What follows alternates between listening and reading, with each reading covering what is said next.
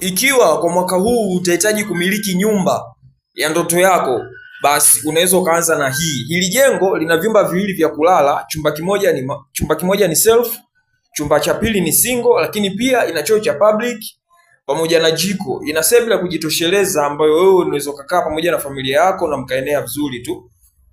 Kama unavyoweza kuona, muonekano wake ni mzuri, ni ya kuvutia, pamoja na rangi zake ni za kuvutia, mandhari yake ni nzuri, rangi zimekaa kwa kushawishi, ni nzuri pia.